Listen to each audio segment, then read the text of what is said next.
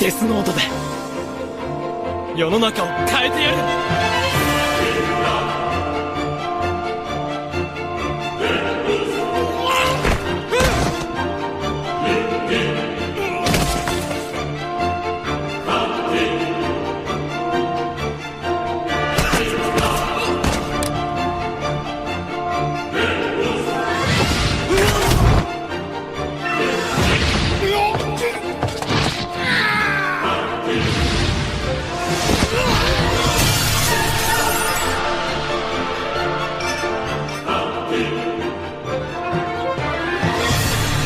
まずは地球の掃除と思って凶悪犯の名前を書き続けた。やがて誰も悪いことができ。 So, you know, I've been toying around with the idea of doing a review for a while, and I've just watched the Netflix Death Note movie.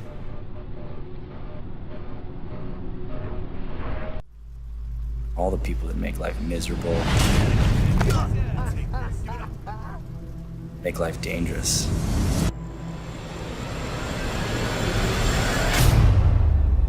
And I felt like I had to do some sort of review type thing about it, whether it's just my fucking thoughts or... I think I'm going to go through the movie bit by bit and do each and every sort of thing that I picked up on it.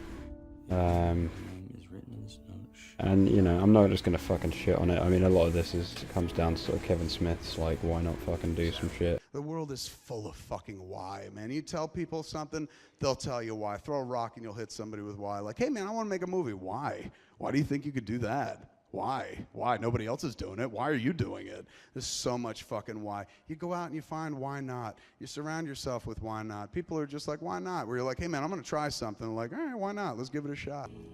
Shall we begin? Because this is like my first video review, so we'll see how it goes. But A death god.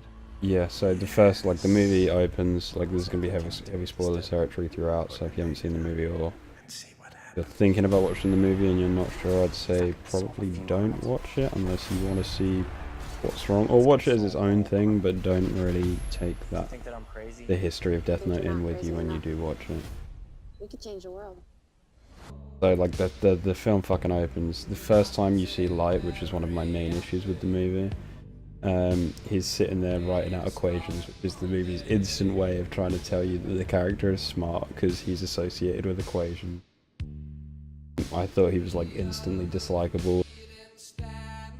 When I know that Light isn't supposed to be the most likable guy, but, you know, he's at least a smart, like, rational, logical kind of dude. And I'm not blaming it all on that Wolf. I mean, maybe he didn't deal very well with the direction. The woman that plays Mia as well, or Mia the character, I wasn't really a big fan of. The first half hour of the movie is like exposition town. It's just cramming exposition down your throat. It's like all the shit where they constantly bring up his dead mother, like almost every other sentence. And then it starts getting different. Like, the first thing I noticed, it starts deviating from the source material in a big way with stuff like when he's going through the book, it already has names in it, as if someone else has had it before, which I don't mind. Like, I didn't really have an issue with that. It's other things like completely, when he freaks out like...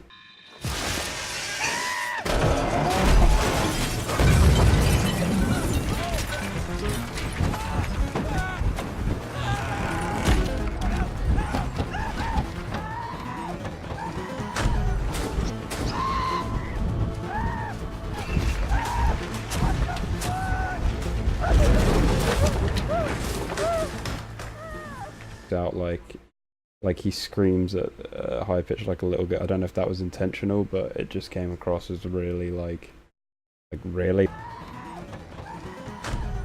this is Light, this is the rational, almost like machine, like I don't know, Light in the anime is like almost cold to a point. Like, he's like a very robotic kind of character, but in this he's just like, you know, he just seems like really just overly emotional all the time. Big deal. That who you are? No. when he has his little tiff with his fucking Because I was trying to break up with his dad. Yeah, when he has his little tiff with his dad, that's like a really awkward scene. I think a lot of the stuff with that dude in it, a lot of his scenes are just like when is this guy gonna be out of shot? The first death I thought was kind of cool, but like that's the thing is that the minute he starts writing names in the book. The first name, I'm like, as soon as he writes it down, the film turns into Final Destination for like. I don't know if that was supposed to feel like Final Destination, but I felt like I was watching a Final Destination movie for however long that little first kill scene went on for. And then there was more fucking dead mom exposition that just constantly comes up. And at that point, like half an hour in, I'm thinking, come on, is Elle gonna show up? Like, I've got written down here, like this is our main character, like, as he's having the argument with his dad, he's just ridiculous. He's not like Light was in the anime. I can imagine that's an issue that people have with the movie. If I don't know how many reviews are in yet, I haven't really had the chance to read up on the general consensus. And then it comes down to like the second kill, the second name in the death note, and it's the dude who killed his dead mother. Like, because obviously that was gonna happen. The amount they name drop his dead mum. You know he's going to kill that dude, but like really, like Light was intelligent enough to know that anime Light or manga Light, he was intelligent enough to know that if he did that, he would be caught pretty quickly, because murder and shit like that, you're directly involved with the person in some way, shape or form, which you would be if that was the case. You know, you're immediately a suspect, whereas Light in the manga was rational enough to kind of plan out all of the shit he was doing. And then all this Mia stuff starts happening. I'm Mia. Oh, hi. And, you know, they changed the rules, so when she touches the book, she can't see Ryuk. But in the original, anyone that touches the book can see it, and they actually play with that quite well, I thought, in the anime and shit, in the manga, but they don't really, well, obviously they don't use it in the film because they changed the rule on it. But only Light gets to see.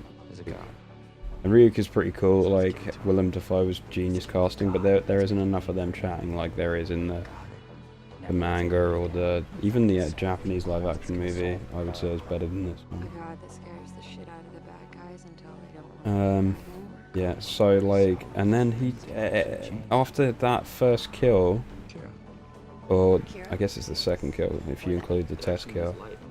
After that, this Mia chick's involved in all of the kills. Like, he shows her the book and all of this. Like, Light in the manga wouldn't have trusted anyone to that level. Like, Light in the manga is all about him doing it, him changing the world. With those people, with the two of them, it's like, we can change the world. Like, it's just weird. She seems like the Misa character, but like a weird version, where they're already in it together and there's no second notebooks or anything going on. And then he suggests that they call him Kira or whatever. And it's almost like they're trying to distance themselves from the source material at this point, because before saying Kira is Japanese for killer, he kind of says that it's Celtic for light or some shit like that. It actually means light in Russian and Celtic. Which again is like, if your name is Light, why would you go by a name that also has the meaning of that? It's just fucking stupid. It's like a calling card that's going to lead straight to you, essentially. I didn't even think about it until just now, but that kind of is stupid as shit. So because he went with the name Kira and it also means killer in Japanese, he's pretending to be Japanese. And then finally Elle shows up. And Elle is like the redeeming factor of this movie for me. Like, I quite enjoyed the dude. Keith Stanfield, he's in Straight Outta Compton. He's in movies, I haven't seen any of his other work, but apparently, according to IMDb, he's in Straight Outta Compton and Get Out, like his biggest movies that I can see. And he's pretty enjoyable, you know, like I quite like Watari as well. I thought he was a bit young considering he was supposed to be like a father figure for Elle, but obviously they're changing everything in this, so, you know, I like the portrayal of Watari at least, and Elle. I think by the end I decided, yeah, like I really enjoyed his performance. And he was like the redeeming quality of the movie. This would suggest that Kita is not He's a person. Yeah, it took me like half the movie to realize that Mia is kind of a Misa kind of character. I always found Misa really annoying, and Mia is like tenfold more annoying than Misa. It's like they took an annoying character and made her way more annoying. Well, wouldn't you be worried that they could just trace it back to you then? No, could they? It also sort of means killer. No reference to Shinigami Eyes, which was like a big thing back in the manga, but I guess that is just too much. Like, the film is full of unnecessary exposition being crammed down your throat as it is, so I guess the more they avoid these kinds of rules and shit, I guess it's less time spent with all that shit.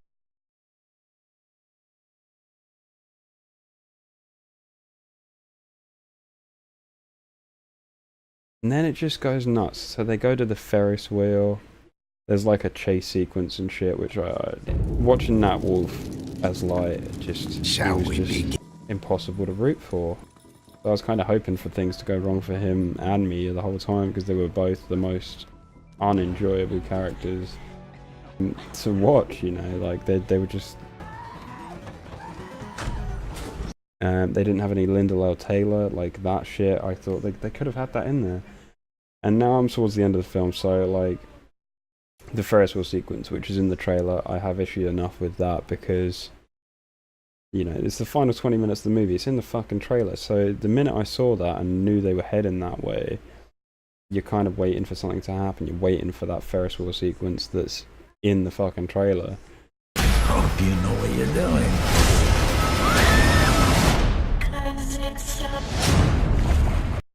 Because that's like the set piece of the movie. That's the end of the movie, is on that Ferris wheel. I think like trailers, in my opinion, shouldn't be allowed to pull from anywhere further than half hour into the movie.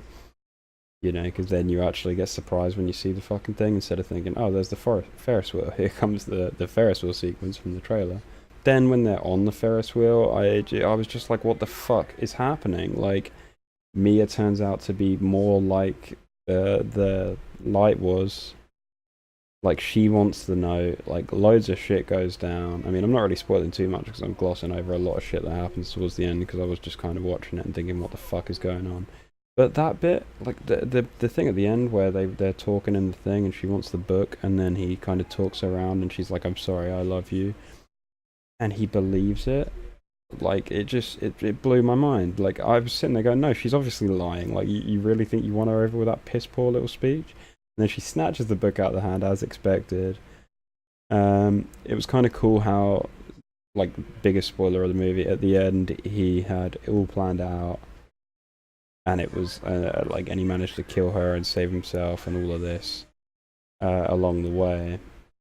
And it's kind of set up for a sequel, but I don't think they'll ever have a sequel. I think the sequel is not going to happen just because the reception is not going to be good from this movie, from what I gathered watching it myself. I really haven't read anything on it yet, but I was open-minded, you know, I was looking forward to it. And yeah, I was slightly disappointed, but you know, I'll watch a sequel if they have one. I don't think they will.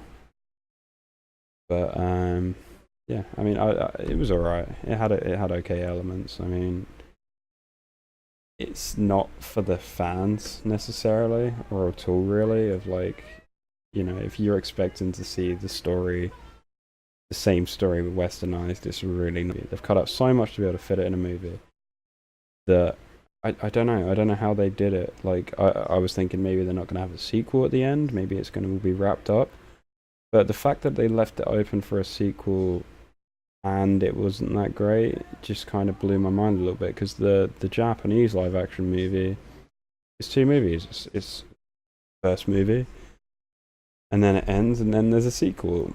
You know, they could have done the exact same movie but western, and that I think would have been a better movie. I think that would have been more enjoyable. I mean, you still could have had fucking Keith Stanfield playing Al. I'm totally cool with that decision, but the guy that played Light was obnoxious and just irritating.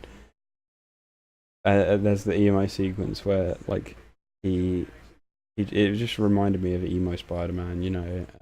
So that was my thoughts on the movie. I mean, I'm not going to say check it out or don't, but